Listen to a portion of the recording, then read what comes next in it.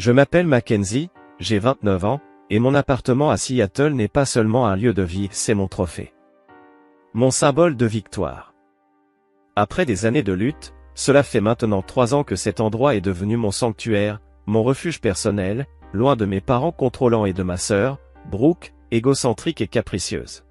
Si vous avez aimé la vidéo, n'oubliez pas de vous abonner à ma chaîne, d'activer les notifications, de laisser un like et un commentaire sous la vidéo. Et puis, un soir, tout a basculé, ce fameux dîner en famille où mes parents ont lâché leur bombe. Ta sœur emménage ici. Ne fais pas d'histoire. Ce n'était pas une question. C'était un ordre. Froid, sec, implacable. Ils ne m'ont jamais consulté. Ils se sont contentés de remplir un camion et de débarquer devant chez moi. Mais quand la porte s'est ouverte, ce n'était pas moi qui les attendais derrière. Et leur visage ? Absolument inoubliable. Si toi aussi, ta famille a piétiné tes limites, raconte-moi d'où tu regardes cette vidéo, et abonne-toi. Tu vas vouloir suivre ce tourbillon. Mais laisse-moi reprendre depuis le début et te dresser un tableau plus clair de ma vie. Cela fait 5 ans que je travaille chez Horizon Creative. Et, au printemps dernier, j'ai enfin décroché une promotion comme graphiste senior. Une étape que j'attendais depuis longtemps. Avec ce nouveau poste est venue une augmentation honnête, pas assez pour acheter quelque chose de luxueux dans le marché immobilier démentiel de Seattle, mais suffisamment pour couvrir confortablement le loyer de mon appartement, une chambre avec bureau, situé dans un immeuble ancien du quartier de Capitol Hill. Le parquet craque, les canalisations émettent parfois des bruits suspects, mais la grande baille vitrée du salon m'a conquise dès la première visite. C'est chez moi. J'y ai apporté ma touche personnelle, des meubles d'occasion que j'ai peu à peu remplacés, des plantes étonnamment encore vivantes et des murs habillés de mes créations et d'œuvres de jeunes artistes locaux que j'admire. Cet appartement, ce n'est pas juste un toit. C'est l'incarnation de tout ce pourquoi j'ai combattu. Pendant des années, j'ai vécu au jour le jour, d'un chèque de paie à l'autre. Parfois avec des colocataires trouvés à la va-vite sur Craigslist. Parfois sur le canapé de ma meilleure amie, Grace, quand la vie devenait vraiment trop dure. Je ne compte plus les soirs où j'ai mangé des nouilles instantanées, honteusement. Travailler dans le design graphique, c'est pénétrer un monde féroce. Les débuts sont souvent synonymes de jobs sous-payés et de clients persuadés que la visibilité vaut salaire. Aujourd'hui, chaque loyer que je paie est une réponse cinglante à tous ceux qui m'avaient dit qu'une carrière artistique ne me ferait jamais vivre. Mon cercle social est restreint, mais solide. Grace, ma meilleure amie depuis la fac, est mon rock. Elle est professeure des écoles, déborde d'énergie et n'a aucun filtre, c'est ce qui la rend aussi précieuse. Tous les jeudis soirs, on a notre rituel, soirée vin et confidence, où l'on démonte nos histoires de cœur ratés et les drames du boulot. Justine, un collègue devenu ami, se joint souvent à nous, avec son petit ami Ethan. Ces gens-là connaissent la vraie moi. Ils m'ont vu au plus bas et sont toujours là, sans condition. Et puis, il y a ma famille. Surtout ma sœur, Brooke. Brooke a 32 ans, mais se comporte comme si elle avait encore 19 ans. Elle a toujours été l'enfant chéri, l'élu, la préférée. Petite, mes récitals de danse passaient à la trappe parce que Brooke avait un rhume ou avait besoin d'aide pour ses devoirs. Mon anniversaire de 10 ans a été annulé parce que Brooke, alors âgée de 13 ans, avait eu une retenue. Mes parents étaient trop stressés pour accueillir une bande d'enfants. Mais pour ses 13 ans à elle, DJ professionnel et traiteur à domicile. Cette inégalité ne s'est jamais arrêtée. À l'âge adulte, Brooke n'a jamais gardé un emploi plus de 8 mois. Son CV est un patchwork de boutiques et de restaurants à travers la ville. Elle quitte ses jobs parce que son manager lui en voulait, ou parce que l'ambiance était toxique. Pourtant, elle a toujours le dernier iPhone et des fringues de luxe. Côté cœur, même scénario. Son dernier petit ami, 3, a tenu presque 1 an, un record pour Brooke. Je l'ai rencontré quelques fois, il avait l'air bien, sérieux, bosseur, chef de chantier dans le BTP. Alors je n'ai pas été surprise quand elle m'a appelé en larmes. Ils avaient rompu. D'après elle, il était contrôlant, parce qu'il lui avait suggéré qu'ils fassent un budget ensemble. Mais le vrai problème, c'est que nos parents cautionnent tout ça. Quand Brooke a besoin d'argent pour son loyer, ce qui arrive souvent, il transfère l'argent sans poser de questions. Quand elle se fait virer, c'est forcément la faute de l'employeur. Toujours. Mes parents, Richard et Karen, nous ont élevés dans une banlieue confortable, à 1 heure de la ville. Papa travaille dans l'assurance, maman est assistante administrative à mi-temps dans une école. Ils ne sont pas riches, mais ils sont stables grâce à une gestion prudente et méticuleuse de leurs finances. Ironiquement, leur style parental pourrait être résumé ainsi, traditionnel, saupoudré de manipulation. La loyauté familiale est un dogme. Remettre en question leurs décisions, c'est faire preuve d'irrespect. Ma mère est passée maître dans l'art du chantage affectif, elle pourrait écrire des guides de voyage tant elle maîtrise les « guitrips ». Quand elle dit « on veut juste ton bien », elle pense « on sait mieux que toi ». Mon père, lui, va droit au but. Il énonce ses opinions comme des vérités absolues, et attend qu'on s'y plie. Le contredire, c'est provoquer un mur de silence. La discussion est aussitôt close. Et c'est dans ce contexte qu'a eu lieu ce fameux dîner de famille, il y a 3 semaines. J'essaie de dîner avec mes parents 2 fois par mois. Une part de moi le fait sincèrement, pour maintenir le lien. L'autre part, c'est pour calmer la culpabilité qui monte quand je tarde trop à les voir. Ce dimanche-là, maman avait préparé du rôti de bœuf, mon plat préféré. J'aurais dû me douter qu'il y avait anguille sous roche. Le repas s'est déroulé tranquillement, jusqu'à ce que... Et puis vinrent les questions, à peine déguisées, sur ma vie sentimentale. Puis, le dessert fit son apparition. Une tarte aux pommes maison, encore tiède, accompagnée de glace à la vanille. Alors que maman la servait, papa se racla la gorge de cette façon bien à lui, celle qui annonçait inévitablement une déclaration imminente. « Mackenzie, il faut qu'on parle de quelque chose d'important, commença-t-il, son ton me mettant aussitôt sur mes gardes. »« Quoi donc ?» demandai-je, m'efforçant de paraître détendu, tout en repassant mentalement la date de mon dernier appel ou de ma dernière visite, redoutant d'avoir oublié une obligation familiale. « C'est à propos de ta sœur, intervint maman en posant une main douce mais déterminée sur le bras de papa. Elle traverse une période difficile. Troy l'a quittée, enchaîna papa, sa voix teintée d'une note d'agacement, comme s'il pensait que c'était Troy qui faisait une erreur. Il l'a mise à la porte de leur appartement. Oh. Je n'étais pas vraiment surprise. Juste peinée pour elle. C'est dur. Elle vit chez vous pour l'instant ? Le regard qu'ils échangèrent me glaça l'estomac. Justement, c'est ce dont nous voulions te parler, reprit maman, avec cette voix sucrée, celle qu'elle utilisait toujours quand j'allais entendre quelque chose que je n'allais pas aimer. Ta sœur va emménager chez toi. Je faillis m'étouffer avec ma part de tarte. Quoi ? Ta sœur va vivre chez toi, répéta papa avec fermeté. Ne fais pas d'histoire. Elle a besoin d'un endroit où rester. Et tu as cette pièce en trop que tu utilises comme bureau. Ça a tout son sens. Non, justement. Ça n'avait aucun sens. Il ne me demandait pas mon avis. Il m'informait comme si mon appartement, que je payais entièrement de ma poche, faisait soudainement partie d'un bien commun. Est-ce que Brooke m'a au moins consulté à ce sujet ? Parvins-je à dire, essayant de garder un ton calme. Elle a honte, expliqua maman. Tu sais combien elle est fière. Mais en ce moment, elle a besoin de sa famille. Je ne peux pas juste. C'est décidé, coupa papa. Le camion est chargé. Elle s'installe samedi. Et voilà. En 5 minutes à peine, autour d'une part de tarte aux pommes, mon sanctuaire allait être envahi, mes limites piétinées, mon opinion ignorée. Ma fourchette heurta bruyamment l'assiette alors que je la reposais. Mon appétit venait de disparaître. Attendez une seconde. Vous ne pouvez pas juste décider ça sans m'en parler d'abord. Les sourcils de papa se haussèrent d'un air autoritaire, ce même regard qui me faisait trembler quand j'étais enfant.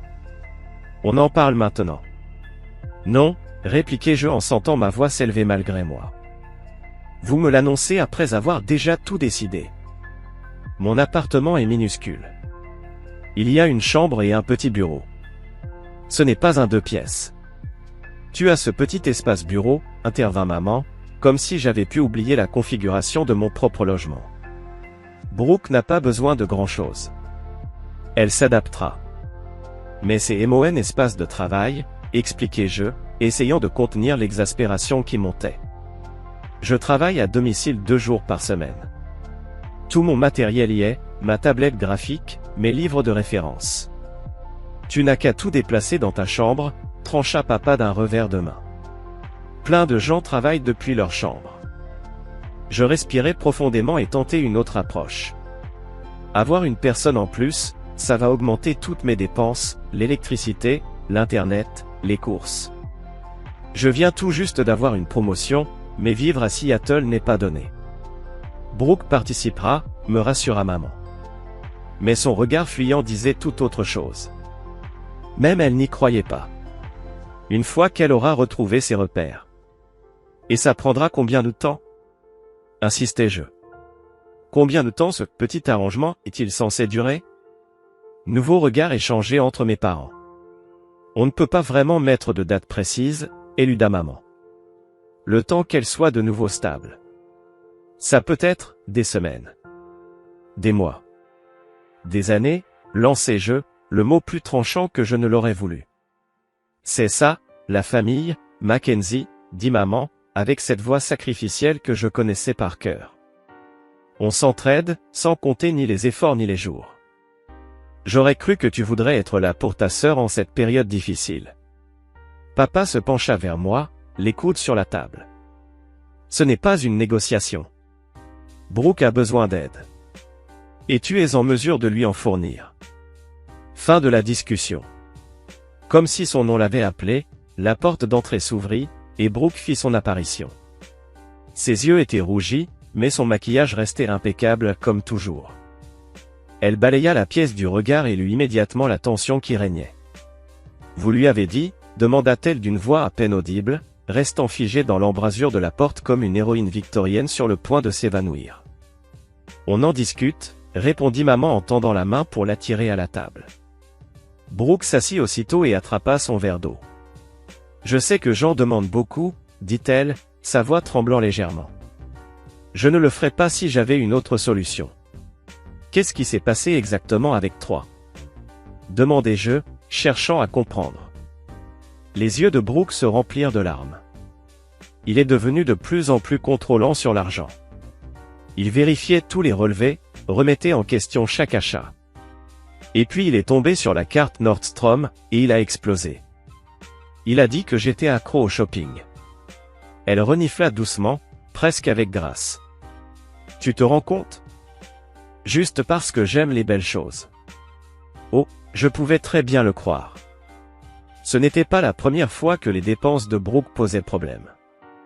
L'an dernier à Noël, elle m'avait demandé ma carte de crédit, juste pour un petit cadeau, et l'avait complètement vidée pour s'acheter des bottes de luxe et un sac à main pour elle-même. Et ton appartement? Demandai-je. Il était à son nom, admis-elle à voix basse. Il m'a donné 2 semaines pour trouver autre chose. Et ton boulot à la boutique? La dernière fois que j'avais entendu parler d'elle, elle travaillait dans une boutique de vêtements haut de gamme au centre commercial. Une nouvelle larme glissa sur sa joue. Ils m'ont viré, soi-disant pour trop de retard. C'est tellement injuste, le bus est toujours en retard. Le tableau se précisait à mes yeux. Ce n'était pas juste une rupture difficile. C'était la vie de Brooke qui s'effondrait, à nouveau, sur tous les fronts. Ma chérie, intervint maman avec douceur. On a déjà promis à Brooke qu'elle pouvait rester chez toi. On l'aurait bien prise avec nous, tu sais, mais ton père, avec ses allergies, c'est devenu compliqué. Et puis, la chambre d'amis est en train d'être repeinte. Les fameuses allergies de papa semblaient toujours apparaître comme par hasard, au moment le plus opportun. Quant à cette chambre soi-disant en travaux, cela faisait environ 3 ans qu'elle était censée être repeinte. J'ai essayé de rester chez Heather, ajouta Brooke, en parlant d'une amie que j'avais rencontrée 1 ou 2 fois. Mais son copain est là tout le temps, et ils se disputent sans arrêt. Je n'ai presque pas fermé l'œil. Et en plus, je l'ai déjà aidé à rembourser une partie de sa dette de carte de crédit. Et j'ai aussi contribué, lança papa, comme si ce simple geste suffisait à le dédouaner de toute autre responsabilité. Le reste, elle le réglera dès qu'elle retrouvera du travail. Je sentais les murs se refermer. Chaque objection que je soulevais trouvait sa contre-attaque, chaque inquiétude était balayée d'un revers de la main. La décision avait été prise bien avant même que je passe la porte ce soir-là. Il faut que je réfléchisse, dis-je enfin, en me levant de table. C'est un gros changement, j'ai besoin de temps. Il n'y a rien à réfléchir, rétorqua papa d'un ton catégorique. Le camion est loué. On sera chez toi samedi matin à 9 h. Je dis au revoir peu après, refusant poliment les restes de tarte et une dose supplémentaire de culpabilité.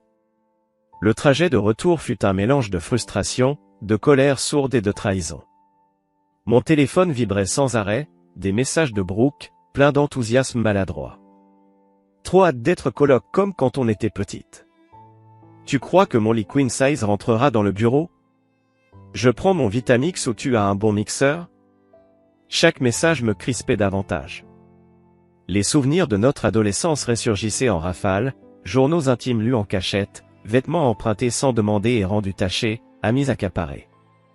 Et maintenant, c'était mon matériel professionnel qui était en danger, ma sérénité soigneusement bâtie qui allait être perturbée.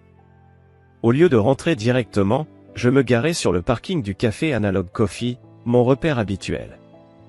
J'avais besoin de reprendre mes esprits, de souffler un peu avant de rentrer dans cet appartement qui, très bientôt, ne serait plus tout à fait le mien.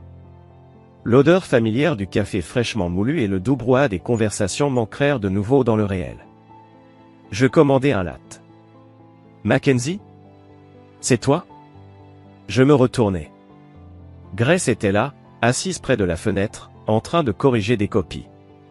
L'univers venait de m'envoyer une bouée de sauvetage. Salut, répondis-je, en glissant sur la chaise en face d'elle. Je peux m'installer? Je t'en prie. Ces rédactions sur « mes vacances d'été » sont en train de me liquéfier le cerveau. Elle repoussa la pile de feuilles et me regarda plus attentivement. Tu as l'air, comme si quelqu'un avait écrasé ton chat. Qu'est-ce qu'il se passe? Et alors, tout est sorti. Les mots jaillissaient comme un torrent. La colère, l'incompréhension, la panique. Je déversai tout sur la table. Grace écoutait, son visage se transformant peu à peu, de la surprise à l'indignation. Ils n'ont pas le droit de décider ça pour toi. S'exclama-t-elle quand j'eus terminé. C'est ton appartement. C'est ton nom sur le bail. Tu connais mes parents. Une fois qu'ils ont pris une décision. Alors défais leur décision, trancha-t-elle. Dis-leur non. J'ai déjà essayé de dire non à ma famille. Ça ne fonctionne jamais. Soit ils me fatiguent jusqu'à ce que je cède, soit je capitule pour éviter les conflits. Et là, ils ont déjà promis Brooke. Elle resta silencieuse un instant, tapotant son mug avec son stylo. Puis, soudain, ses yeux s'illuminèrent. Ce regard, je le connaissais. Il précédait toujours soit une idée de génie, soit une catastrophe. Et si, dit-elle lentement, le bureau n'était plus disponible? Qu'est-ce que tu veux dire? Je ne peux pas refaire la déco en 5 jours. Non, mais si quelqu'un d'autre l'utilisait déjà? Elle se pencha vers moi, plus excitée à chaque mot. Mon cousin Tyler vient juste de déménager à Seattle pour bosser chez Amazon. En ce moment, il squatte un Airbnb en attendant de trouver un appart. Et si, il devenait ton colocataire temporaire? Je clignai des yeux, stupéfaite. Tu veux que je fasse emménager un inconnu chez moi pour éviter que ma sœur ne le fasse? Ce n'est pas un inconnu. C'est mon cousin. Je le connais depuis toujours. Elle sortit son téléphone et me montra une photo, un gars à peu près de notre âge, cheveux bruns, lunettes. Il est calme, propre, bosse tout le temps, et il cherche désespérément un endroit plus abordable le temps de se poser. C'était une idée folle. Inappropriée. Pleine de risques. Mais... Raconte-moi tout, dis-je. Les plans lancés dans ce café prirent rapidement une ampleur insoupçonnée. Le lendemain soir, j'étais assise face à Tyler, dans un petit resto-thaï près de chez moi, en train de mener ce qui ressemblait furieusement à l'entretien de colloque le plus précipité du monde. Je te suis vraiment reconnaissant de me considérer, dit Tyler en ajustant ses lunettes. Les prix des Airbnb ici sont délirants, et tout est allé si vite avec cette offre d'emploi que je n'ai même pas eu le temps de chercher un logement. Tyler était grand et mince, avec une voix posée, à l'image de la description que Grace m'avait faite. Il travaillait comme développeur chez Amazon, fraîchement arrivé de Chicago. Contrairement au stéréotype du geek exubérant et bruyant, il avait l'air réfléchi et un peu réservé. Tyler avait ce calme désarmant, presque rassurant. Grace parle de vous en des termes très élogieux, dis-je en jouant distraitement avec mes nouilles pad thai. Mais je préfère être honnête dès le départ, ce ne serait qu'un arrangement temporaire. Je marquai une pause, puis ajoutai avec une petite grimace. Le bureau est petit. Il y a bien un futon qui se déplie en lit 2 places, mais ce n'est pas vraiment spacieux. Ça me va très bien, m'assura-t-il aussitôt. De toute façon, j'ai prévu de chercher un logement d'ici quelques mois. J'ai juste besoin de temps pour repérer les bons quartiers et économiser assez pour les dépôts absurdes qu'il demande ici. Nous avons abordé les sujets pratiques. Le loyer, il proposa d'ailleurs plus que ce que j'espérais, les charges, l'accès à la cuisine, l'organisation de la salle de bain. Plus nous parlions, plus l'idée me semblait raisonnable, presque naturelle. Tyler travaillait de longues heures. Il précisa qu'il restait souvent tard au bureau. Il ne cuisinait pas beaucoup, mais était méticuleux sur le ménage. Pas de fête. Pas d'animaux. Et son passe-temps principal? Lire des romans de science-fiction. Je dois aussi vous dire quelque chose, repris-je à voix plus basse, presque gêné. La vraie raison pour laquelle j'ai besoin d'un colocataire rapidement, est un peu compliquée. Je pris une inspiration. Ma sœur devait emménager ce week-end. Mes parents ont pris cette décision sans me consulter. Et je cherche à empêcher que cela arrive. Je m'attendais à un jugement, un froncement de sourcils, mais Tyler hocha la tête avec compréhension. Grace a vaguement évoqué des pressions familiales. Je comprends. Ma mère essaie encore d'organiser ma vie à 1000 km d'ici. Vous ne trouvez pas ça horrible que j'empêche ma sœur de venir? Demandai-je, presque coupable. Il réfléchit un instant avant de répondre calmement. C'est votre appartement. Votre vie. Parfois, la famille ne comprend pas ce que sont les limites. À la fin du dîner, j'avais un nouveau colocataire temporaire. Le lendemain soir, Tyler passa voir l'appartement. Et le mercredi suivant, soit 3 jours seulement après ce dîner familial si décisif, il avait déjà emménagé avec l'essentiel, quelques vêtements, un ordinateur portable, des livres, pas grand-chose d'autre. La transformation du bureau fut rapide. Je rassemblai mon matériel de travail, déplaçai ma tablette graphique et mes fournitures les plus importantes dans un coin de ma chambre. Ce n'était pas l'idéal, mais c'était gérable à court terme. Tyler m'aida à réorganiser les meubles pour optimiser l'espace exigu. Et dès le mercredi soir, le bureau était devenu une chambre fonctionnelle, quoique compacte.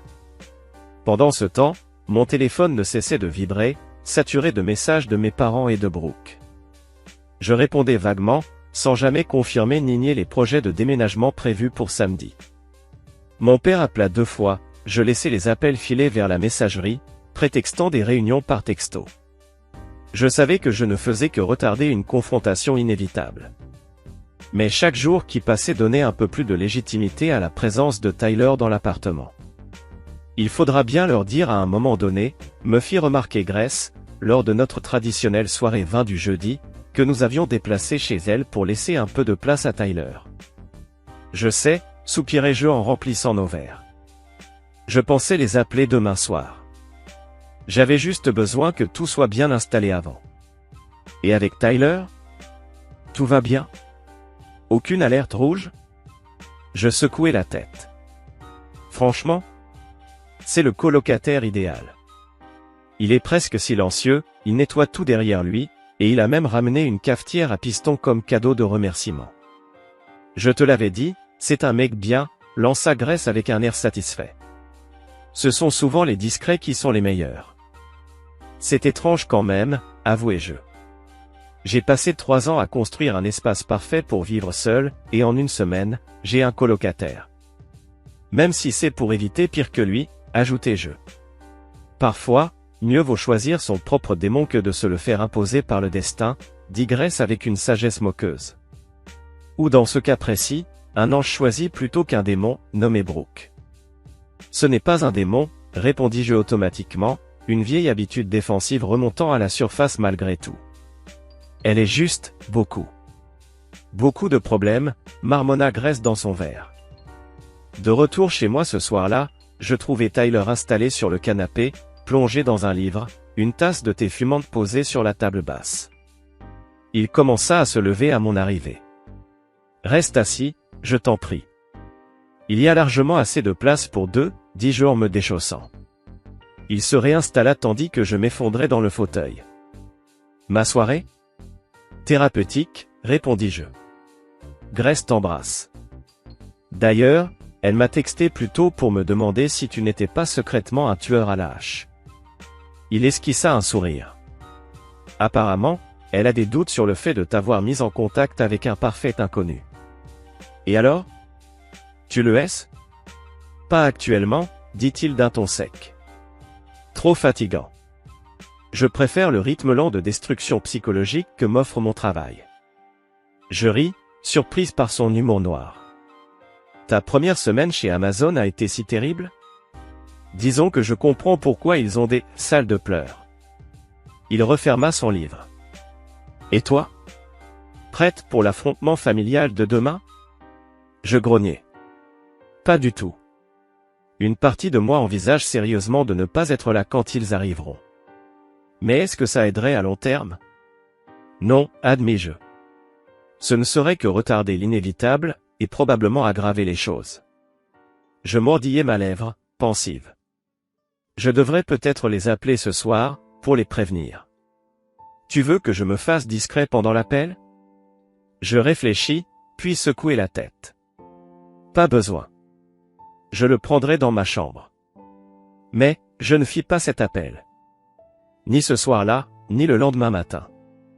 À chaque fois que je prenais mon téléphone, je trouvais une excuse pour le reposer. Je me disais que j'attendais le bon moment, mais au fond, je fuyais l'affrontement, comme je l'avais toujours fait. Vendredi soir arriva, et toujours aucune discussion directe concernant le changement de situation. Tyler et moi étions en train de partager une pizza et je regardais un documentaire quand mon téléphone vibra un message de ma mère. N'oublie pas que nous serons là demain à 9 h avec les affaires de Brox. Merci de bien vouloir t'assurer que le bureau soit vidé. On t'aime. Je restais figé devant l'écran, le ventre noué par l'anxiété.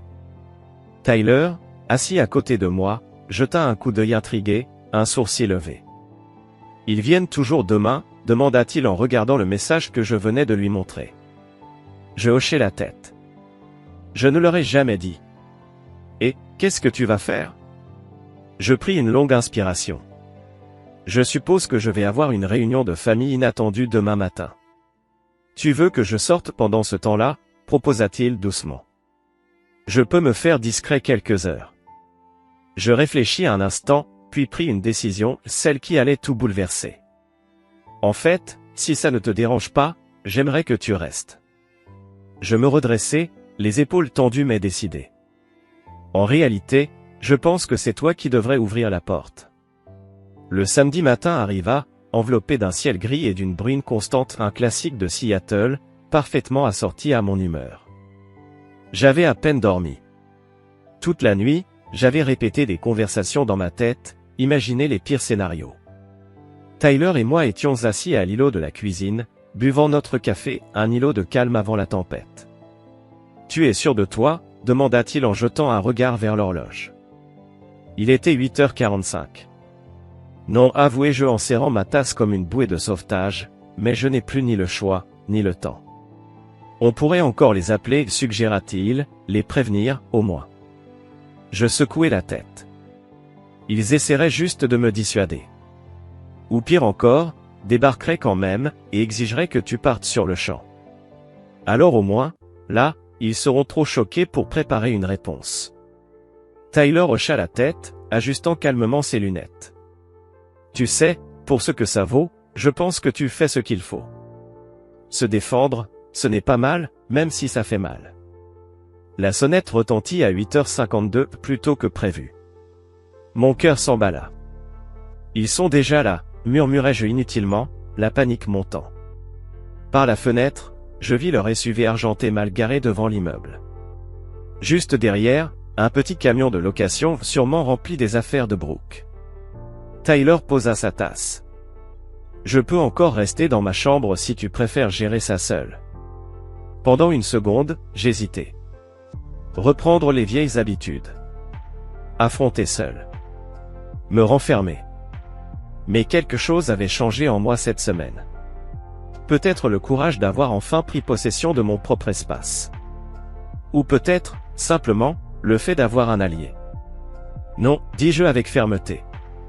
Ouvre la porte. Tyler acquiesça et marcha tranquillement jusqu'à l'entrée.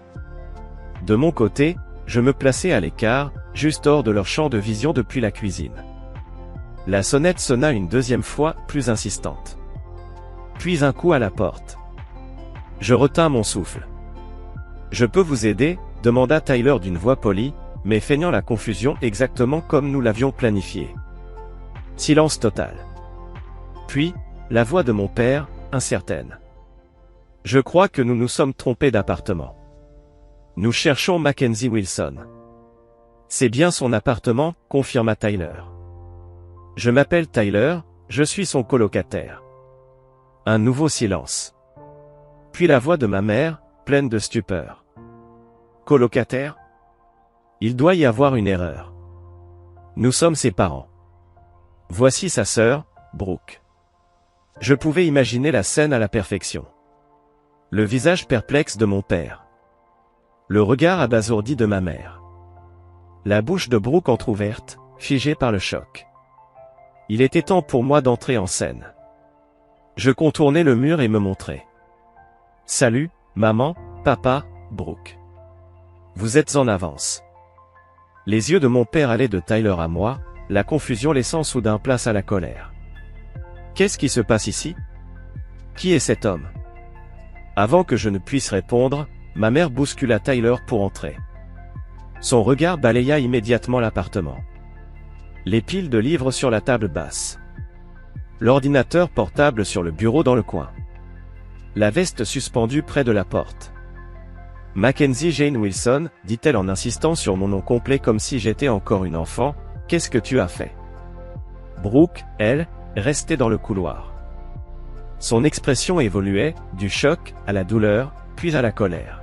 « Tu as pris un colocataire juste pour m'empêcher d'emménager ?» Sa voix monta d'un cran, suffisamment fort pour que la porte de l'appartement 4B s'entr'ouvre. Madame Garcia, ma voisine, jetait un œil curieux vers le couloir. « Est-ce qu'on peut, s'il vous plaît, faire ça à l'intérieur ?» dis-je, rouge de honte devant le spectacle public. « Désolé pour le bruit, Madame Garcia. »« Aucun souci, ma chérie, » répondit-elle sans vraiment le penser et sans fermer sa porte. Mon père entra dans l'appartement, le dos bien droit, la mâchoire serrée. Il s'adressa directement à Tyler. « Jeune homme, je ne sais pas ce que Mackenzie vous a raconté, mais il y a eu un malentendu. Nous avons besoin que vous quittiez les lieux immédiatement. » Tyler ne bougea pas calme, mais ferme. « Monsieur, j'ai signé un contrat de location avec Mackenzie. Je vis ici maintenant. » Contrat de location, la voix de mon père monta d'un ton. Mackenzie, de quoi est-ce qu'il parle? C'est à ce moment-là que Brooke décida d'entrer pleinement dans le théâtre familial.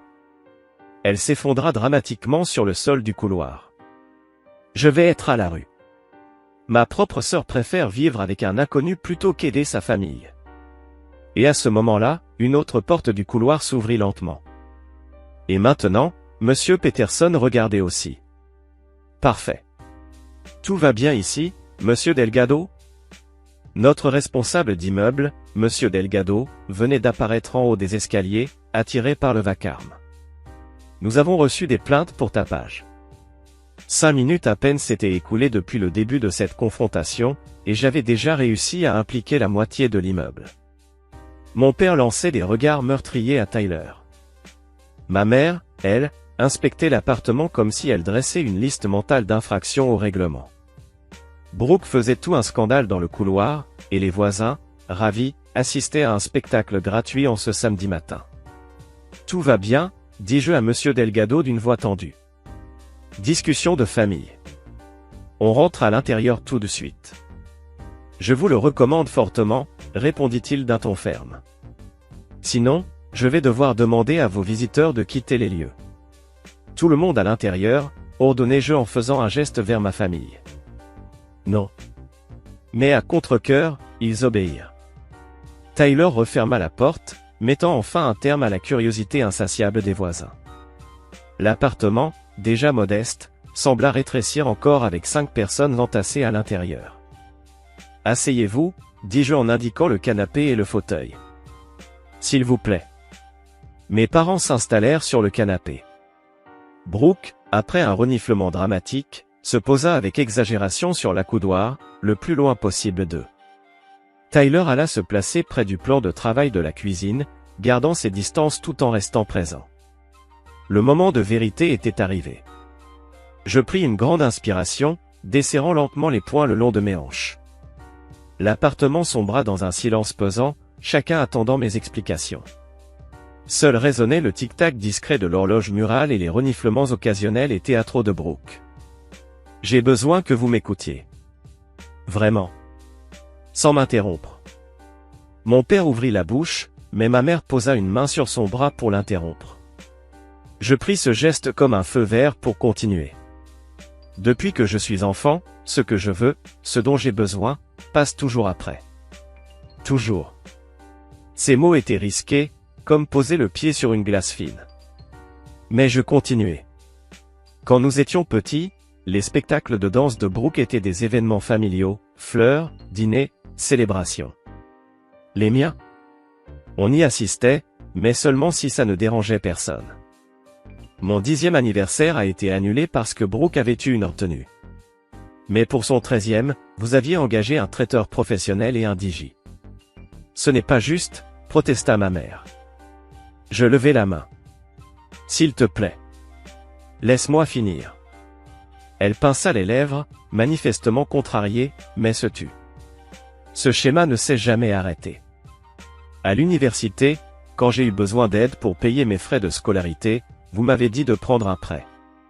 Parce que vous aidiez Brooke, avec ses cartes de crédit déjà au plafond. Quand j'ai eu mon diplôme et que je survivais aux nuits instantanées pour pouvoir payer mon loyer, vous régliez la caution de Brooke, pour son 3e appartement en 2 ans. Je me tournai vers ma sœur. Brooke, je t'aime. Tu es ma sœur. Mais ce n'est pas une question de ne pas vouloir t'aider. C'est une question de respect. Une fois de plus, maman et papa ont décidé de ce qui allait se passer dans ma vie, dans mon appartement, sans même me consulter. L'expression de Brooke était difficile à déchiffrer, un mélange de douleur, de défi, mais aussi autre chose. Quelque chose qui ressemblait presque à de la compréhension. J'ai travaillé extrêmement dur pour avoir cet appartement, poursuivis-je. J'ai économisé pendant des mois pour la caution. Je l'ai peint moi-même. J'ai acheté les meubles un par un, quand j'en avais les moyens. C'est le premier endroit qui m'appartient vraiment. Et j'ai le droit de décider qui y vit. Je désignai Tyler, qui restait silencieux près du comptoir. Voici Tyler. C'est le cousin de Grace, et mon nouveau colocataire. Il a emménagé il y a 3 jours. Tu as fait ça exprès, grogna mon père, la voix basse et pleine de colère. Pour exclure ta sœur. Oui, répondis-je sans chercher à adoucir la vérité. Je l'ai fait. Parce que pour une fois, j'ai décidé de donner la priorité à ce dont moi j'avais besoin. Pas à ce que vous attendiez de moi. Donc tu préfères avoir un inconnu chez toi plutôt que ta propre sœur, demanda ma mère, la voix lourde de déception. Ce n'est pas un inconnu, commençai-je. Mais Tyler s'avança légèrement. Si je peux me permettre, dit-il poliment, je comprends que ce soit une affaire de famille et que je sois un intrus ici. Mais Mackenzie et moi avons signé un contrat de colocation légale. J'ai payé le loyer et j'ai emménagé mes affaires. Je peux vous laisser un moment d'intimité pour discuter de tout cela, mais je tenais à ce que la situation soit claire.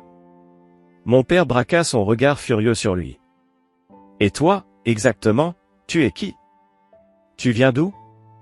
Comment peut-on être sûr que tu ne profites pas de notre fille? Papa. M'exclamai-je, mortifié. C'est une question légitime, répondit Tyler avec calme. Je m'appelle Tyler Ramirez. Je viens de m'installer à Seattle, en provenance de Chicago, pour un poste de développeur logiciel chez Amazon. Je suis le cousin de Grace. Vous pouvez l'appeler pour le vérifier. J'ai besoin d'un logement temporaire pendant que je cherche un appartement et... Mackenzie avait besoin d'une colocataire. C'était un arrangement mutuellement bénéfique. Mutuellement bénéfique? Répéta mon père, le ton chargé d'ironie. Alors que ta propre sœur se retrouve sans toi? C'est glacial, Mackenzie. Je ne t'ai pas élevé pour que tu sois aussi égoïste. Le mot égoïste me frappa comme une gifle. Combien de fois l'avais-je entendu dès que j'osais poser la moindre limite? Quand je ne pouvais pas garder le poisson rouge de Brox parce que j'avais un examen final. Quand je ne pouvais pas prêter ma voiture à maman parce que j'en avais besoin pour aller travailler. Quand je ne pouvais pas me porter garante pour le bail de Brox parce que mon propre crédit était encore en ruine à cause de mes prêts étudiants. Ce n'est pas de l'égoïsme d'avoir des limites, murmurai-je. Ce n'est pas de l'égoïsme que de vouloir être consulté plutôt qu'informé. Ce n'est pas de l'égoïsme que de vouloir avoir un minimum de contrôle sur mon espace de vie. On est une famille, répliqua ma mère, comme si ces deux mots suffisaient à effacer toutes les considérations. La famille aide la famille. J'aurais aidé, répondis-je. Si vous m'aviez demandé. Si vous m'aviez respecté au point d'avoir une vraie conversation, au lieu de me balancer une décision toute faite. Si, ne serait-ce qu'une seule seconde, vous aviez réfléchi à ce que cela signifiait pour ma vie, pour mon travail. Un silence inconfortable envahit la pièce. Tyler se tortilla un peu sur sa chaise, puis prit la parole. Je pense que je vais vous laisser un peu d'intimité. Il me lança un regard. Envoie-moi un message quand tu voudras que je revienne. J'acquiesçai avec reconnaissance. Il se glissa discrètement hors de l'appartement, et aussitôt, son absence se fit lourdement sentir. L'espace sembla à la fois plus vide et plus oppressant sans sa présence apaisante. Dès que la porte se referma, Brooke se leva d'un bond. « Eh bien, c'est parfait, dit-elle, les larmes aux yeux. Ma petite sœur me déteste tellement qu'elle préfère vivre avec une inconnue. Je ne te déteste pas, Brooke, soupirai-je, épuisé. Ce n'est pas à propos de toi. Pas vraiment. On dirait bien que si, répliqua-t-elle vivement. Je vais aller où maintenant, moi? Le camion est loué. Mes affaires sont toutes emballées. Tu pourrais rester chez papa et maman, suggérai-je. Le visage de papa se raidit, comme si ses allergies apparaissaient soudainement, de manière très pratique. Attends une minute, commença-t-il. Mais Brooke l'interrompit, surprise nous tous. Non, elle a raison, dit-elle en se tournant vers nos parents. Pourquoi, exactement, je ne peux pas rester chez vous? La chambre d'amis est en peinture depuis, quoi? 3 ans maintenant? Maman sembla prise au dépourvu. Eh bien, tu sais, les allergies de ton père ont été particulièrement fortes ces derniers temps et... C'est ça, coupa Brooke, la voix sèche. Brooke. S'étrangla maman. Ton langage. Non, je veux comprendre, insista-t-elle avec une énergie que je ne lui connaissais pas. Pourquoi me pousser vers Mackenzie? Pourquoi ne pas m'aider vous-même? Papa et maman échangèrent un regard gêné. Nous pensions, commença papa, avant de s'interrompre. Tu dois apprendre l'indépendance, Brooke. Tu as 32 ans. Tu ne peux pas continuer à sauter de crise en espérant que les autres te ramassent à chaque fois. Je clignai des yeux, abasourdi. Je ne m'attendais pas du tout à cette tournure de conversation. Donc, votre solution, c'était de me forcer sur Mackenzie, demanda Brooke, incrédule. En quoi cela m'apprend-il l'indépendance? Nous pensions que, tenta maman à son tour. Que vous pourriez vous soutenir l'une l'autre. Mackenzie a toujours été si responsable, et tu pourrais l'aider à payer le loyer. Et là, la vérité me frappa. D'abord doucement, puis comme un raz-de-marée. Vous n'essayez pas d'aider Brooke, dis-je calmement. Vous essayez de vous aider vous-même. Vous en avez assez de devoir sans cesse la sortir de ses galères, mais vous vous sentez trop coupable pour couper les ponts. Alors vous vous êtes dit, et si on la refilait à Mackenzie? Elle dira rien. Le silence qui suivit confirma mes soupçons. Pour la première fois, je ne vis plus mes parents comme ces figures d'autorité inébranlables de mon enfance, mais comme des gens fatigués, dépassés, à court de solutions. Brooke émit un petit rire amer. Donc personne ne me voulait vraiment. Génial. Elle se détourna, essuyant ses yeux d'un revers de manche. Malgré tout, malgré son théâtre permanent, malgré son égocentrisme, je sentis une vague de compassion monter en moi. Ça devait faire mal. Je vais attendre dans la voiture, dit-elle d'une voix étranglée. Dites-moi ce que vous décidez pour mes affaires. Elle sortit. Elle referma la porte avec une délicatesse inattendue. Nous restâmes trois dans un silence épais. On essayait juste de faire ce qui est le mieux pour tout le monde, murmura maman, toute petite. En prenant des décisions pour tout le monde sans jamais les consulter? Répondis-je. Ce n'est pas faire ce qu'il y a de mieux. C'est faire ce qu'il y a de plus simple. Papa poussa un profond soupir. Il semblait tout à coup plus vieux que ses 58 ans. On a soutenu Brooke à travers 3 expulsions, 5 pertes d'emploi, et plus de drames amoureux qu'un feuilleton télé. On est épuisé, Mackenzie. On s'est dit que peut-être, avec ton influence. Alors vous m'avez offerte pour le poste, sans me demander, conclus-je à sa place. Parce qu'il est plus facile de me rouler dessus que de poser des limites à Brooke. Aucun d'eux ne protesta. Je ne serai pas votre solution, dis-je avec fermeté. Je vous aime tous les deux. Et j'aime Brooke. Mais je ne vais plus me brûler vive pour réchauffer les autres. Plus maintenant. Papa se leva brusquement. On devrait aller s'occuper du camion et des affaires de Brooke. Maman l'imita en prenant son sac. Ce n'est pas toi, Mackenzie. La fille que j'ai élevée n'aurait jamais laissé sa sœur dans la galère. Le chantage émotionnel était si prévisible que j'en ris presque. La fille que tu as élevée est toujours là, maman. Elle fait juste enfin entendre sa propre voix. Ils partirent avec à peine un au revoir.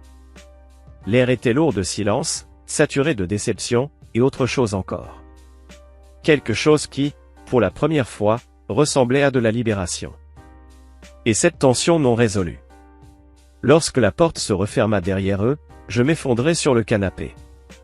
J'étais émotionnellement vidé, mais en même temps, un étrange sentiment de légèreté s'emparait de moi. Un moment passa avant que je comprenne ce que c'était, du soulagement. L'affrontement que j'avais redouté si longtemps avait enfin eu lieu, et j'étais encore debout. L'appartement était toujours à moi. Et pour la première fois, peut-être, depuis que j'étais adulte, j'avais posé une limite claire à ma famille et je l'avais maintenue, malgré la culpabilité, malgré la pression.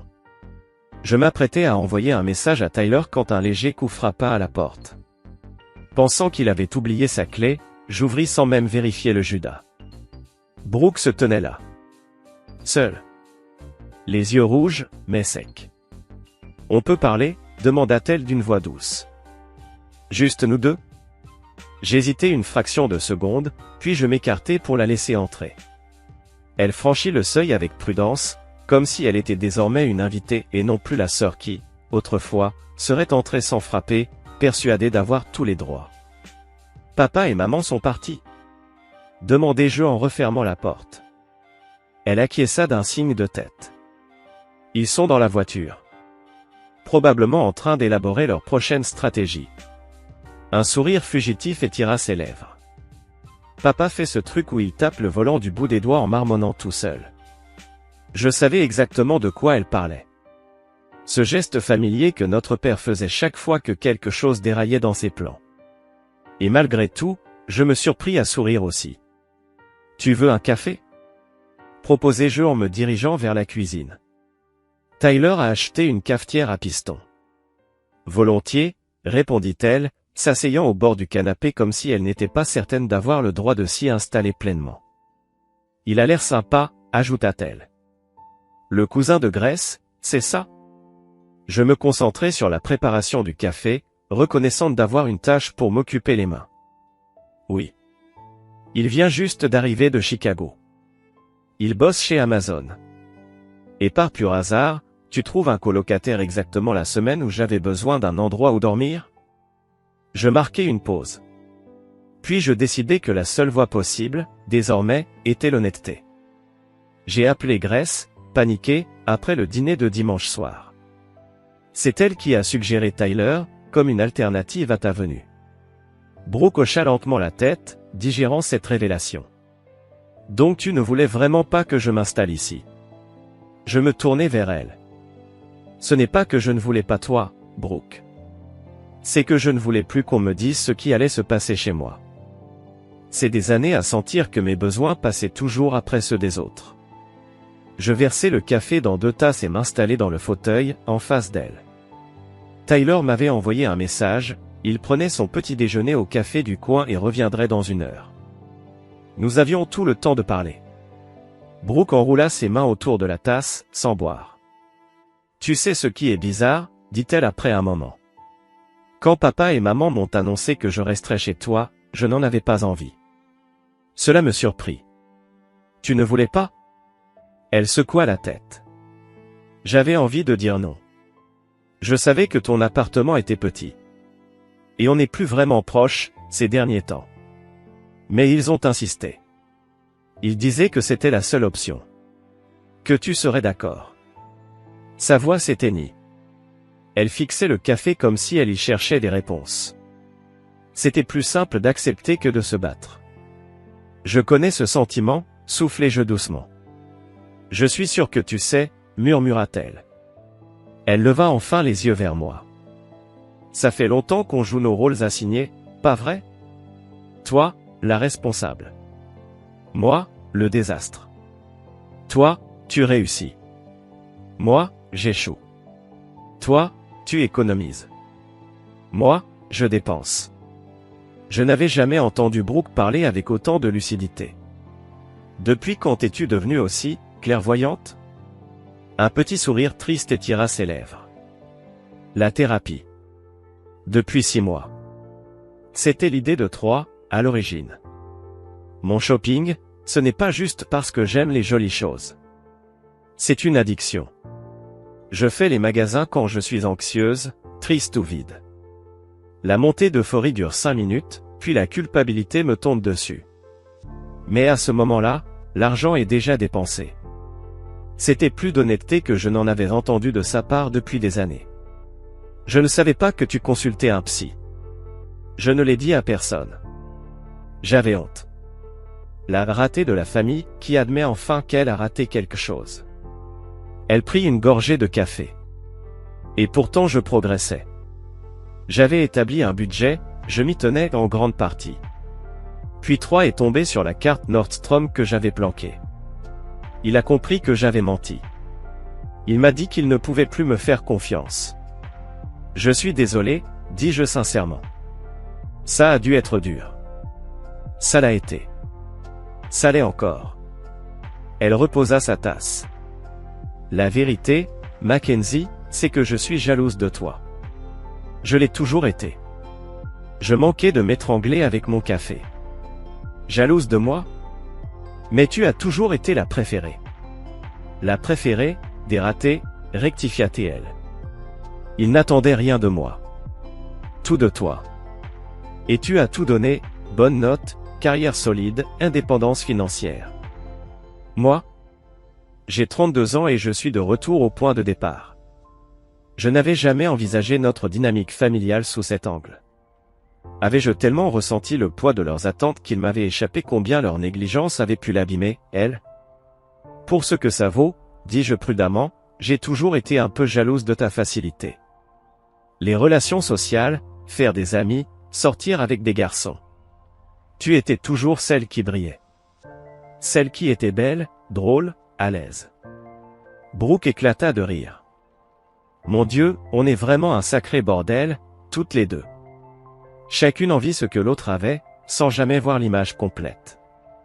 Un silence tomba entre nous. Mais un silence paisible. Plus honnête que toutes les conversations qu'on avait eues depuis des années. Et maintenant? Demandai-je enfin. Qu'est-ce que tu vas faire? Elle poussa un soupir. Je ne peux pas retourner chez papa et maman. Ce serait un désastre pour mes progrès. Et la plupart de mes amis sont des fêtards. De mauvaises influences. Et Heather? Tu avais parlé d'habiter chez elle, non? Elle a rompu avec son copain il y a 2 jours. Il est parti, mais elle ne peut pas payer le loyer toute seule. Elle cherche un colocataire, en fait. Brooke sembla songeuse. Je n'y avais pas pensé. Papa et maman étaient tellement focalisés sur le fait que je vienne ici. Mais ça pourrait marcher. Tu disais que vous étiez proches, non? Depuis la fac. C'est l'une des rares amies qui savent pour ma thérapie et mes problèmes de dépenses. Elle me soutiendrait. Elle ne m'encouragerait pas à fuir mes responsabilités. Je la vis réfléchir, faire des plans dans sa tête. Elle semblait entrevoir une issue.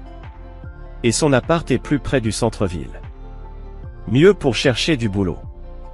À propos de ça, repris-je, tu veux chercher dans quel domaine? Elle passa une main dans ses cheveux, un geste d'enfance, signe de doute. J'y ai beaucoup réfléchi. Je suis doué avec les gens, même si j'ai été instable jusqu'ici. Ma psy m'a suggéré quelque chose de plus structuré, du travail administratif, peut-être. Je connais peut-être quelqu'un, dis-je.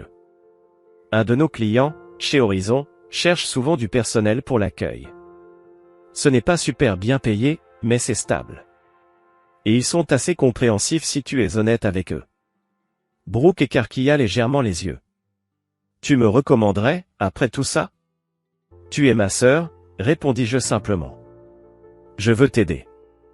Mais pas en te laissant t'installer chez moi sans en parler. Elle hocha lentement la tête. Je comprends. Maintenant. Je suis désolé de ne pas l'avoir vu plus tôt.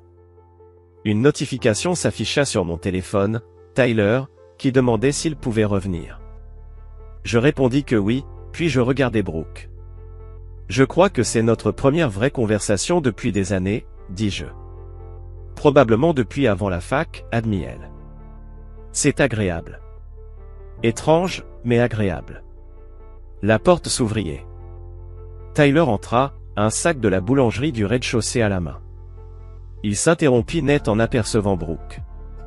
Oh, désolé, je devrais peut-être. C'est bon, le rassurai-je. Tyler, je te présente ma sœur, Brooke. Brooke, voici Tyler. Mon colocataire. Le colocataire, répéta Brooke en se levant pour lui serrer la main. Désolé pour le drame tout à l'heure. Tyler accepta sa poignée de main avec un sourire poli. Les histoires de famille, c'est toujours compliqué. Je comprends. Je vais y aller, dit Brooke. Maman et papa doivent déjà se demander ce qui prend autant de temps. Et il faut qu'on décide quoi faire de toutes mes affaires dans le camion. Tiens-moi au courant pour Heather, répondis-je.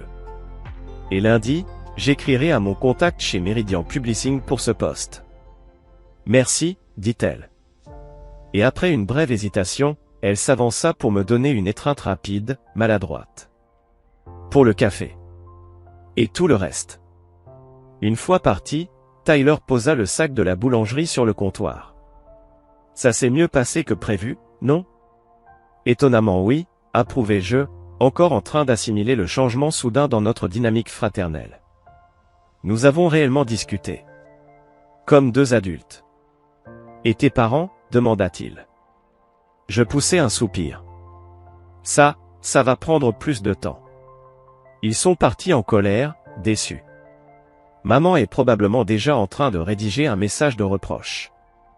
Et comme pour confirmer mes dires, mon téléphone vibra moins d'1 heure plus tard. Le message venait bien de ma mère, j'espère que tu es contente de ta décision. Brooke est dévastée.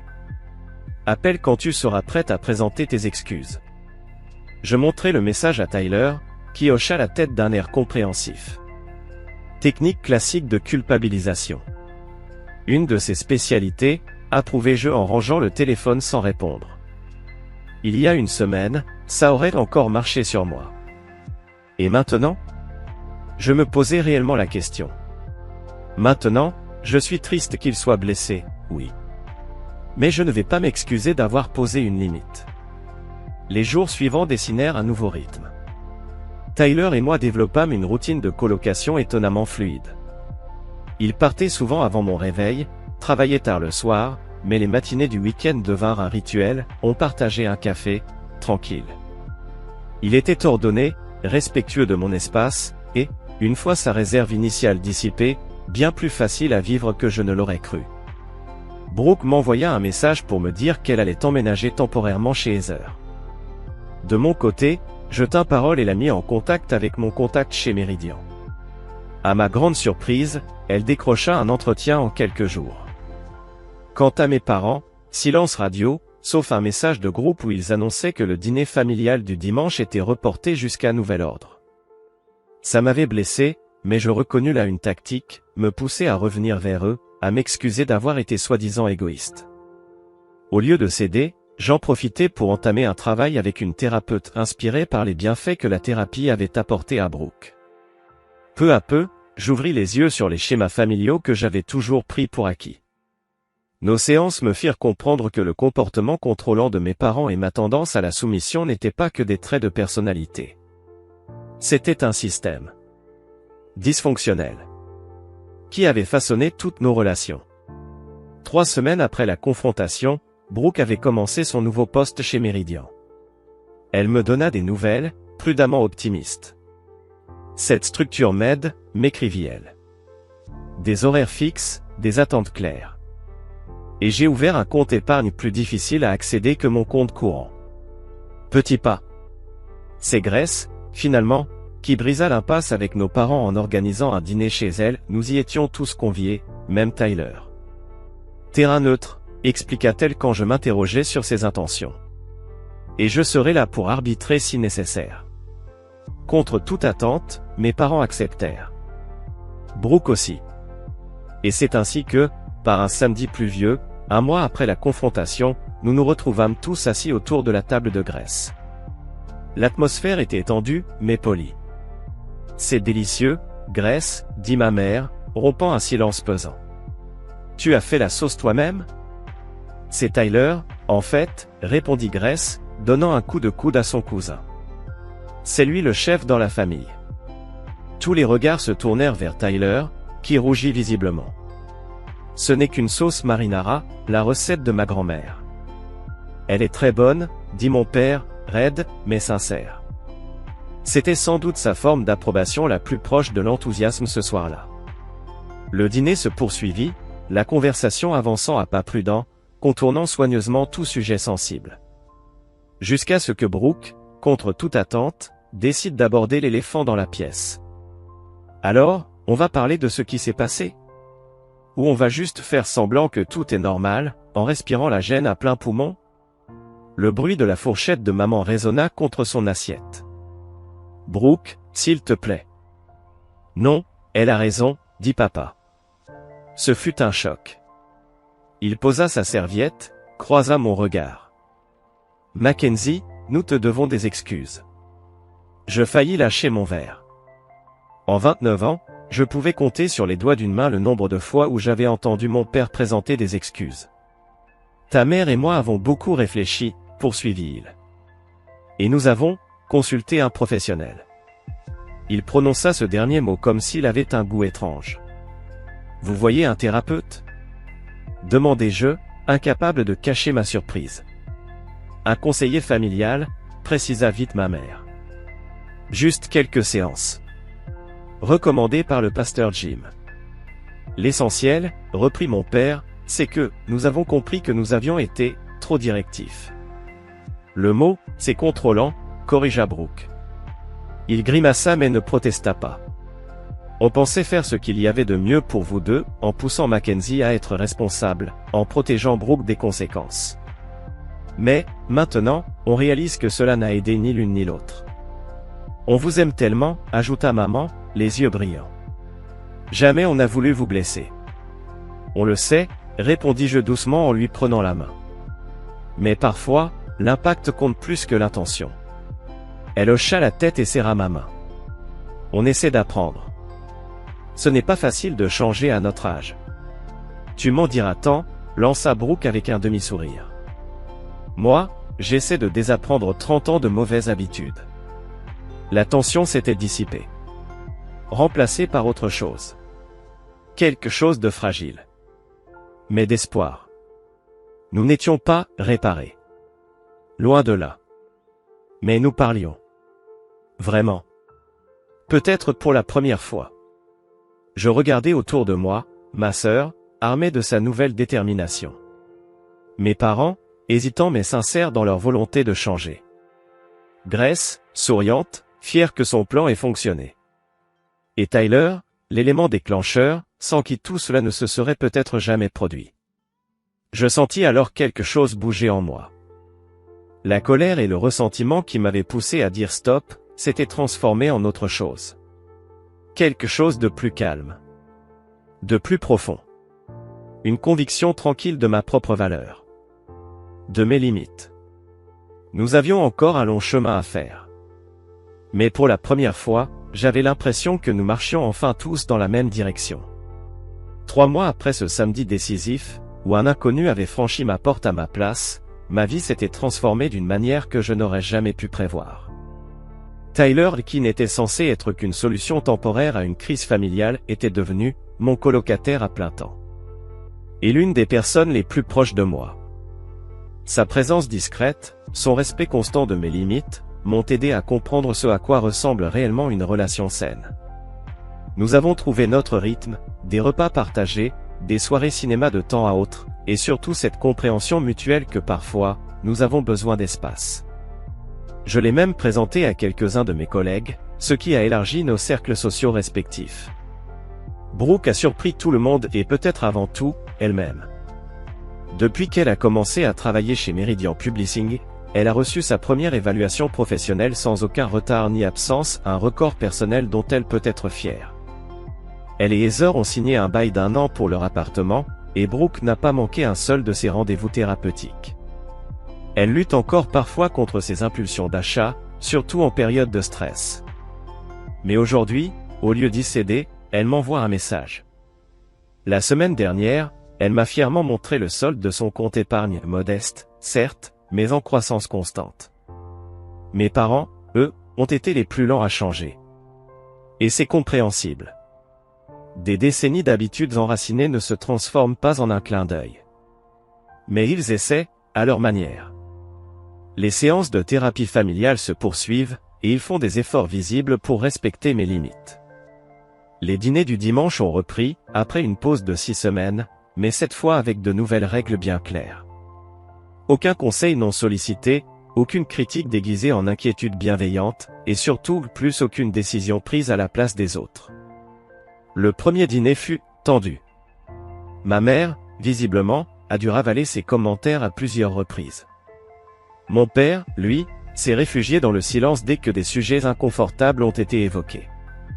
Mais petit à petit, chaque rencontre est devenue un peu plus facile, un peu plus naturelle. Dimanche dernier, mon père m'a même demandé mon avis sur sa stratégie de retraite, au lieu de me dire ce que je devrais faire de mes propres finances. Un petit pas, peut-être, mais qui, pour moi, a eu une portée immense. Ma propre guérison, elle, s'est faite davantage à l'intérieur. Mais elle n'en est pas moins importante. Grâce à la thérapie, j'ai pris conscience d'une vérité, éviter le conflit était devenu mon mécanisme par défaut. Et pas seulement au sein de ma famille. J'acceptais des projets que je n'avais pas le temps de gérer, j'assumais des fautes qui ne m'appartenaient pas, je taisais mes opinions pour préserver une paix de surface. Apprendre à tenir bon, sans agressivité ni excuse, a bouleversé non seulement mes relations familiales, mais aussi ma vie professionnelle. Le mois dernier, j'ai négocié une vraie augmentation au lieu d'accepter, avec gratitude, la première proposition reçue. Chose que l'ancienne Mackenzie n'aurait jamais osé faire. Ce que j'ai compris, c'est que les vraies relations, les vraies familles, doivent être bâties sur le respect de l'autonomie de chacun.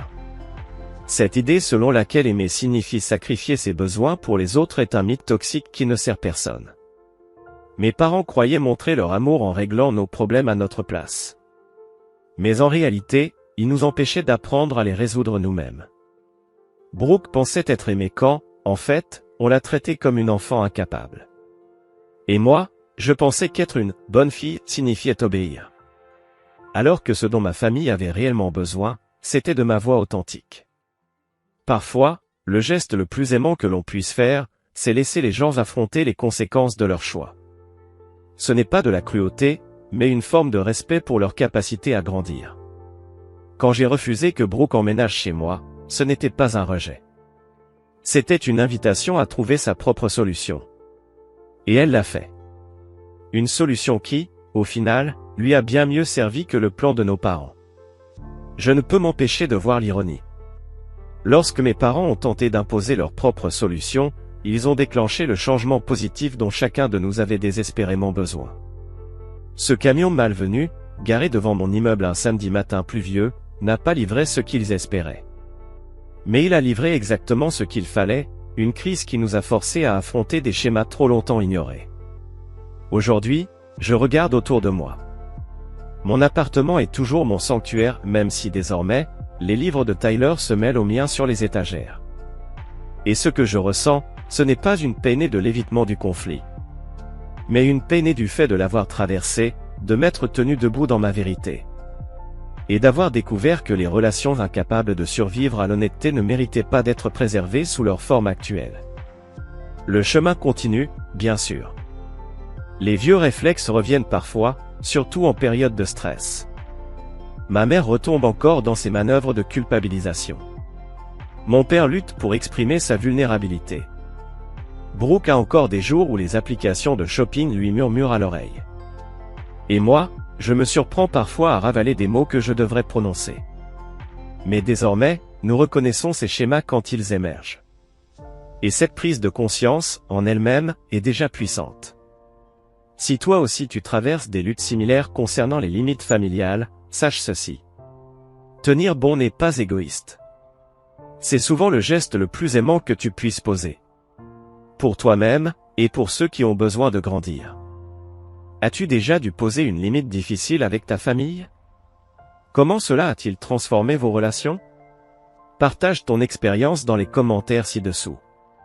Et surtout, n'oublie pas d'aimer cette vidéo et de t'abonner si cette histoire a résonné avec toi. Rappelle-toi. Parfois, les conversations les plus douloureuses sont celles qui guérissent le plus. Et les moments d'inconfort les plus profonds mènent aux liens les plus authentiques. Merci d'avoir été le témoin de mon cheminement. Et je te souhaite, à toi aussi, du courage sur ton propre sentier vers des limites saines et des relations vraies. I can do this though. Oh yeah, I need to get my shield out.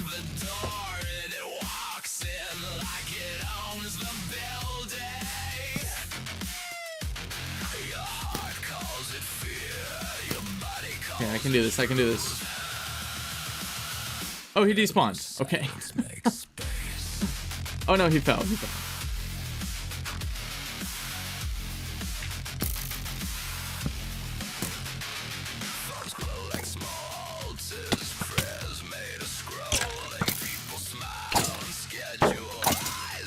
I have to remember I have no armor, so I can die real easy still. I have 6 iron.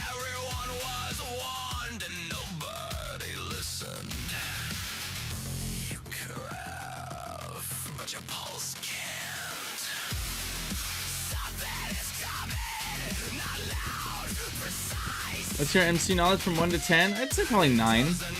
I've been playing this game for years. And maybe 8. I have kind of fallen off on recent updates, and I don't know, like, all the crazy speedrunner tech, but, you know, I consider myself pretty knowledgeable. I be knowing and shit. Okay, gold. That's big. How does a comparator work? It compares 2 redstone signals and then creates an output based on those.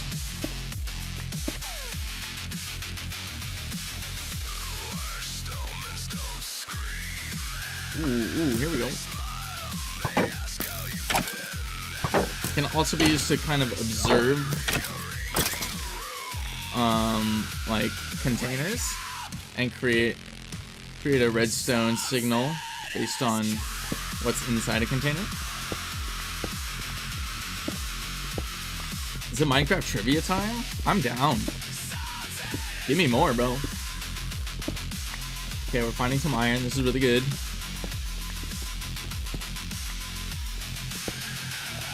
Ooh, water. We're gonna go for the water. Excellent.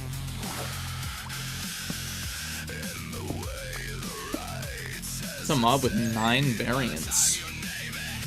Ooh.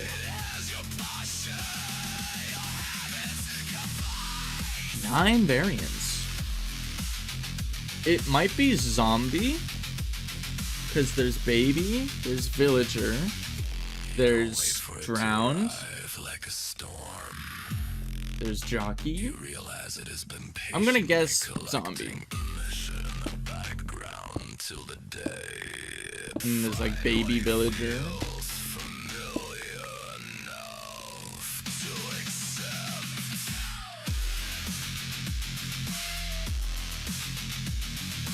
Okay, we've got some iron. This is good.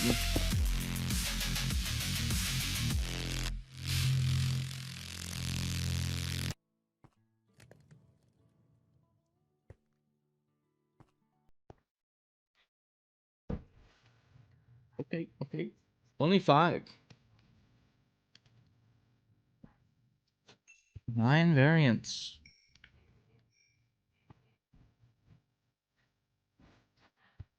Wolf?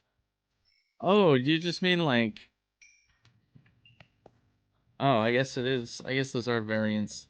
Just in like the color? Really? I feel like I've only seen a couple wolf variants. Who requested this? I need to know.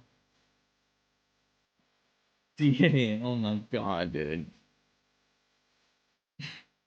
What are we doing?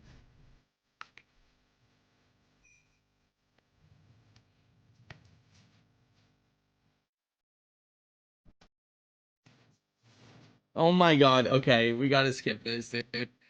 Ain't no way. I can't do it.